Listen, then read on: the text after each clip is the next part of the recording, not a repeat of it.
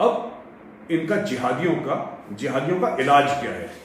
देखिए साहब, मैं इस चीज़ का बहुत बड़ा एक प्रोपोनेंट हूँ और मैं इस चीज़ का बहुत बड़ा एक सपोर्टर हूँ कि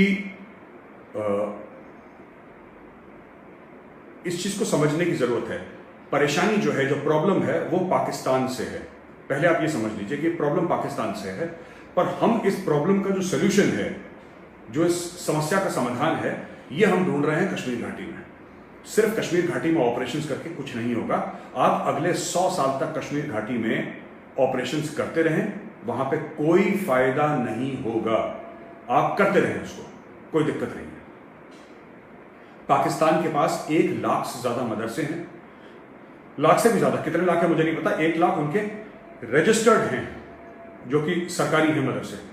अगर वो एक मदरसे से एक लड़का भी भेजेंगे 1 साल में, एक लड़का 1 साल में, तो अगले 100 साल तक ये आतंकवादी कश्मीर में भेज सकते हैं। आपके फौजी ऐसे ही शहीद होते रहेंगे, वीरगति को प्राप्त होते रहेंगे और आप कुछ नहीं कर सकते। ये कोई कह रहे हैं साहब फोन नीचे करो, मैं इसको ये देखना पड़ेगा कि ये आई थिंक हो सकता है थोड़ा सा बेटर हो। अगर बेटर हो तो हाँ, तो देखिए साहब, कहने की बात यह है कि पाकिस्तान के पास इतना जिहादी मैन पावर है कि पाकिस्तान भेजता रहेगा आतंकवादी, और आप लड़ते रहेंगे, आपके फौजी वीरगति को प्राप्त होते रहेंगे, आप कुछ नहीं कर सकते। सबसे बड़ी बात जो आपको करनी है, अगर आप इस चीज को सॉल्व करना चाहते हैं, ये जो आतंकवाद है, अगर आप इसको सॉल्व करना चाहते हैं, जड़ से खत्म करना चाहते हैं, तो इसकी जननी कौन है आपको यह देखना है। इसकी जननी है पाकिस्तानी आर्मी, यही सच है। इसकी जननी है पाकिस्तानी आर्मी। जब तक पाकिस्तानी आर्मी की लाशें नहीं जाएंगी उनके घर, जबकि कई 100 के हिसाब यानी सैकड़ों के हिसाब पाकिस्तानी फौजियों की लाशें नहीं जाएंगी, तब तक आप कुछ नहीं कर सकते। आप उनके जिहादी मारते रहिए, उनको फर्क नहीं पड़ता, क्योंकि ये जिहादी मरते हैं और यहीं पे हम लोग उनको कश्मीर में गाड़ देते हैं। पाकिस्तानियों को तो पता भी नहीं कि कितने जिहादी मर रहे हैं, उनके मीडिया में आता ही नहीं, सिर्फ बहुत कम आता है। मैं सिर्फ ये कह रहा हूं आपसे कि अगर आप चाहते हैं कि कश्मीर को सॉल्व करना है, तो पाकिस्तान को अंदर जाके ठोकना पड़ेगा। इसका और कुछ चारा नहीं है। हम लोग इसको अवॉइड करें, हम इसके बारे में बात ना करें, हम इसके बारे में बिल्कुल हम कहेंगे नहीं साहब ये नहीं, अगर ये हो जाएगा तो ये हो जाएगा। काफी लोग ये कहते हैं कि साहब अगर आप पाकिस्तान को अटैक करेंगे तो फिर पाकिस्तान के पास न्यूक्लियर बम है। न्यूक्लियर बम तो आपके पास भी हैं, आपके पास भी न्यूक्लियर वेपन है। और पाकिस्तान ने क्या कर लिया, आप एक बात बताइए ना। पाकिस्तान ने 1999 में कारगिल पे अटैक करा था, आपके 527 फौजी उसने शहीद कर दिए। तो क्या पाकिस्तान ने सोचा कि आपके पास न्यूक्लियर बम है और आप उनके ऊपर इस्तेमाल करेंगे? पाकिस्तान ने नहीं सोचा। तो फिर आप इतना क्यों सोच रहे हैं, क्यों सोच रहे हैं? घुस के जाइए, ठोकिए पाकिस्तान को, और पाकिस्तान को तब तक ठोकिए, पाकिस्तानी आर्मी को तब तक ठोकिए जब तक, जैसा मैंने पहले बोला है, इमरान खान के सर पे पट्टी होनी चाहिए और बाजवा व्हीलचेयर के अंदर होना चाहिए। जब आप इनकी रीढ़ की हड्डी तोड़ देंगे तब जाके शांति होगी। देखिए दोस्तों, एक बात मैं साफ बता दूं, खून बहेगा, खून बहने को कोई नहीं रोक सकता, खून बहेगा। ये खून भारतीयों का बहे या पाकिस्तानियों का, ये आपके ऊपर है, यानी कि हमारे ऊपर है, सरकार के ऊपर है। अभी सरकार ने हाल फिलहाल में बोला है कि हम गिलगिट बाल्टिस्तान का तापमान बताएंगे, हम मीरपुर और मुजफ्फराबाद का तापमान बताएंगे। ये बहुत ज़रूरी चीज़ है, ये बहुत ज़रूरी बात है, क्योंकि इसके 10 दिन पहले सरकार ने यह बोला था कि हम पाकिस्तान को, सरकार ने चेतावनी दी थी कि हमारा एरिया आप इसको खाली कर दीजिए, आप यहाँ से जाइए। ये जो पूरा पाकिस्तान ऑक्यूपाइड कश्मीर और गिलगिट बाल्टिस्तान है, भारत का अभिन्न अंग है, आप इसको खाली करिए। अब इन्होंने यह करना शुरू करा है, धीरे धीरे धीरे ये एरिया, देखिए एक ना एक दिन तो पीओके और गिलगिट बाल्टिस्तान हमारा होगा, ये हमारा होगा, इसको कोई नहीं रोक सकता। लेकिन सबसे बड़ी बात यह है कि इसमें जल्दबाजी नहीं करनी, क्योंकि जल्दबाजी से ये चीज़ होगी नहीं, ये काम धीरे धीरे होगा। और ये हो रहा है, इस पर ऑलरेडी काम शुरू कर दिया है और आप देख भी रहे हैं मीडिया में किस तरीके से काम इसके ऊपर चल रहा है। तो ये काम हो रहा है। एक और बात मैं आपसे कहना चाहता हूं कि पाकिस्तान की जो आर्मी है वो सिर्फ एक ऐसा इदारा है, एक ऐसी ऑर्गेनाइजेशन है पाकिस्तान में जो कुछ काम की है। बाकी पूरा पाकिस्तान निकट्टू है, इनके बस का कुछ है नहीं, कुछ काम नहीं करता पाकिस्तान में।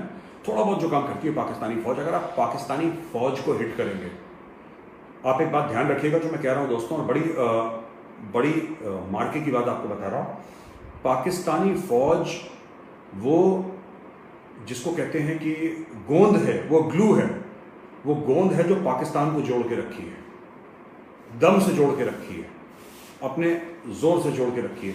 अगर आप पाकिस्तानी फौज को ठोक देंगे तो बलूचिस्तान भी अलग हो जाएगा, पीओके भी अलग हो जाएगा, सब कुछ अलग थलग हो जाएंगे, क्योंकि ये लोग एक दूसरे को मार काटते हैं। इनको कोई अपने मुल्क से मोहब्बत नहीं है पाकिस्तानियों को। मैंने ये बात कई बार बोल चुका हूं, पाकिस्तानियों को अपने मुल्क से हो सकता है उनको इस्लाम से मोहब्बत हो, लेकिन उनको पाकिस्तान से मोहब्बत नहीं है। पाकिस्तान का हर एक बड़ा जनरल, पाकिस्तान का हर एक बड़ा नेता, पाकिस्तान का बड़े से बड़े जो इनके मीडिया वाले हैं या कोई भी हैं, इनके पास दो दो पासपोर्ट हैं, एक विदेश का, एक पाकिस्तानी। और पासपोर्ट कैसा? इंग्लैंड का, कहीं अमेरिका का, कहीं कनाडा का, ऑस्ट्रेलिया का, और या फिर किसी ने दुबई में जाके ही सेटल हो गया। इनको अपने मुल्क से कोई मोहब्बत नहीं है। इनके आर्मी चीफ तक, जो सबसे बड़ा ओहदा है पाकिस्तान में, और आर्मी चीफ पाकिस्तान में bigger than the president, bigger than the prime minister, army chief से बड़ा कुछ नहीं है, वो तक बाहर जाके सेटल हो जाते हैं, पाकिस्तान में सेटल करना पसंद नहीं करते। एक और चीज, ये जो पूरा मसला है हम लोग सोच रहे हैं, इसमें सबसे बड़े दुश्मन हमारे कौन हैं मैं बताता चलूँ। लोग ना थोड़ा सा ये बात समझते नहीं हैं। मैंने एक बात बोली थी तो लोग काफ़ी गुस्सा हो गए और काफ़ी मुझे फ़ोन कॉल भी आए कि आप मेजर साहब ऐसी बात ना करें, ये बात गलत है आपकी, आपको ऐसी बात नहीं करनी चाहिए। लेकिन भाई जो सच बात है वो हमें करनी चाहिए, सच बात है वो सच बात है।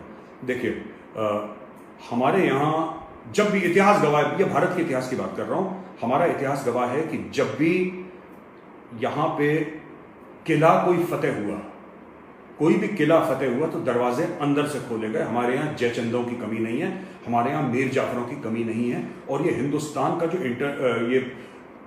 ये एक चीज है जो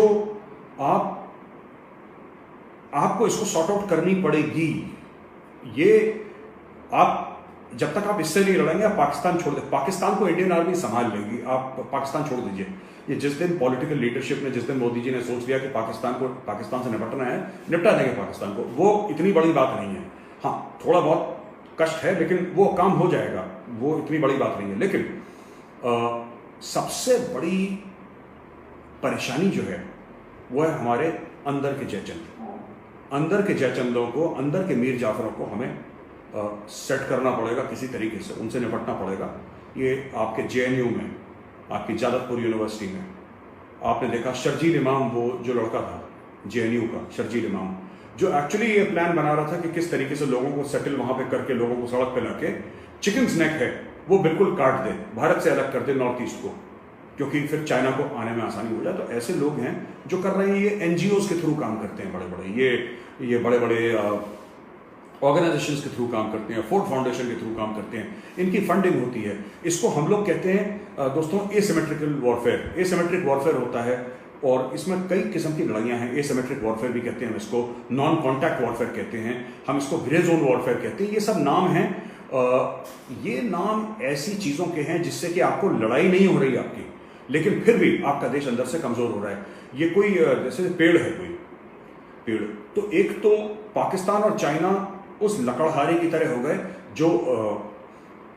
जो कुल्हाड़ी लेकर उस पेड़ को काट रहे हैं या काटने की कोशिश कर रहे हैं। काटने की औकात तो नहीं है उनकी, लेकिन काटने की कोशिश कर रहे हैं। पेड़ इंडिया है और उसको काटने वाले हैं चाइना और पाकिस्तान, इनके हाथ में कुल्हाड़ी है। लेकिन जो हमारी जड़ों में दीमक है वो अंदर ही अंदर हमें खोखला कर रहा है और हम उनके खिलाफ कुछ नहीं कर रहे। तो कभी वो विक्टिम कार्ड प्ले करते हैं, कभी बहुत ज़्यादा कुछ ऐसी बातें बोलते हैं कि freedom of expression, freedom of speech, लेकिन अगर आप देखें वो लोग बोलते क्या हैं तो आपको ये पता लग जाएगा किस तरीके से धीरे धीरे धीरे ये लोग किस तरीके से जड़ें खोद रहे हैं हमारे देश की। और ये जड़ें वो खोदते रहेंगे जब तक आप इनको नहीं रोकेंगे।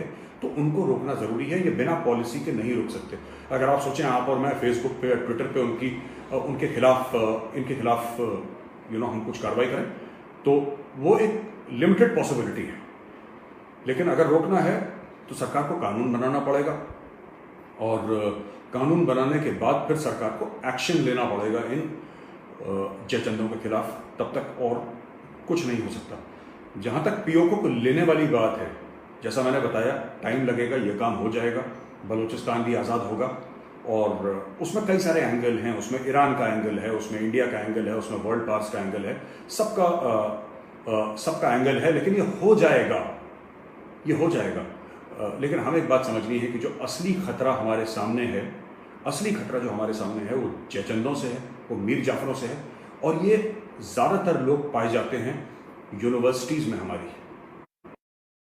हमारी यूनिवर्सिटीज़ में जो बच्चों के दिमाग में जहर डालते हैं, ये जहर डालते हैं बच्चों के दिमाग में कि बच्चों, भारत गलत देश है, और चीन को देखो, चीन कितनी तरक्की कर रहा है। ये धीरे धीरे फुसफुसाते हैं बच्चों के कान पे, और उनको गलत आइडियोलॉजी सिखाते हैं, उनको रेडिकलाइज करते हैं। इसलिए आप देखिएगा, मैं वक्त ख़त्म हो रहा है, बस एक दो चीज़ें और आपको बताता चलूँ, फिर मैं आपसे अलविदा कहूँगा। आपने देखा किस तरीके से पूरा शाहीन बाग का मामला हुआ पूरे देश भर में।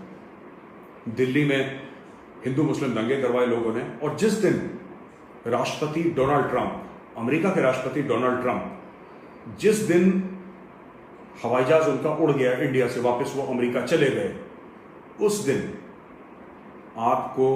आपने ये देख लिया कि जिस दिन उन्होंने फ्लाइट पकड़ ली, उसके अगले दिन शाहीन बाग की भीड़ कम होना अपने आप शुरू हो गया। जो लोग कहते हैं ना कि कोरोना वायरस की वजह से शाहीन बाग की भीड़ कम हुई, नहीं, प्रेसिडेंट ट्रंप का जाना और कोरोना वायरस का आना, उसमें महीना डेढ़ महीने का फर्क था। और इन्होंने दंगा करवाया तभी जब डोनाल्ड ट्रंप यहां पे था, तभी इन्होंने दंगा करवाया। जानबूझ के इन लोगों ने, इन अंदरूनी ताकतों ने दंगा करवाया। बाहर से इनकी फंडिंग आई, इनके पास पैसे आए। एनआईए ऑन रिकॉर्ड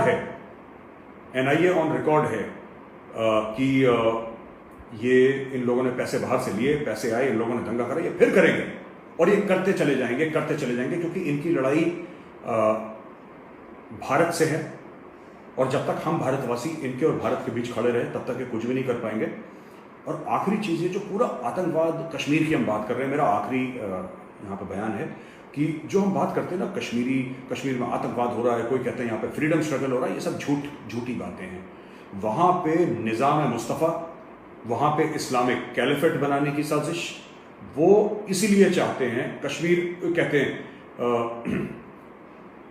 कश्मीरियों से नाता क्या, ला इलाहा इल्लल्लाह, यानी कि पाकिस्तानी ये कह रहे हैं कि कश्मीरियों से जो उनका रिश्ता है, उनका नाता है, वो सिर्फ ये है कि वो भी मुसलमान और ये भी मुसलमान। ये सारा खेल रेडिकल इस्लाम का है। ये सारा का सारा खेल वहाँ पे जो चल रहा है, ये टेररिज्म का है, आतंकवाद का है, जिसका फायदा पाकिस्तान उठा रहा है। इंडिया को इंटरनली ब्लीड करना, डेथ बाय 1000 कट्स, यानी कि एक बार आप किसी की गर्दन ना उतारें, धीरे धीरे शरीर के अंग उसके काटते हुए चलते रहें, शरीर के अंग की वो अपने आप आदमी मर जाए over a period of time. ये पाकिस्तान कोशिश कर रहा है।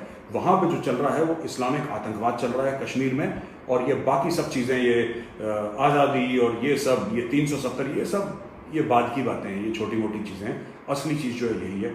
बस मैं अब आपसे अलविदा कहूँगा दोस्तों, मैं चलूँगा, और फिर कभी जैसे ही पुष्पेंद्र भाई आदेश करेंगे, मैं फिर आपके सामने आऊँगा। मेरी तरफ से आप सब लोगों को जय हिंद दोस्तों।